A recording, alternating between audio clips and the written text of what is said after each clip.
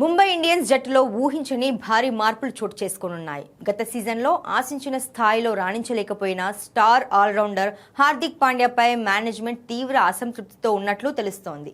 ఈ క్రమంలోనే అతడిని కెప్టెన్సీ బాధ్యతల నుంచి తప్పించడమే కాకుండా తుది జట్టులో అతని స్థానంపై కూడా మేనేజ్మెంట్ పునరాలోచనలో పడినట్లు వార్తలు వస్తున్నాయి.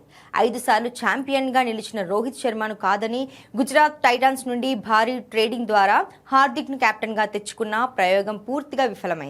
స్టేడియాల్లో అభిమానుల నుండి ఎదురైన తీవ్ర వ్యతిరేకత, దానికి తోడు మైదానంలో హార్దిక్ పేలవమైన వ్యూహాల వల్ల జట్టు ఘోర పరాజయాలను చవిచూసింది. అంతేకాకుండా డ్రెస్సింగ్ రూమ్లో ఆటగాళ్ల మధ్య విభేదాలు కూడా జట్టు సమతుల్యతను దెబ్బతీశాయనే విమర్శలు వినిపించాయి.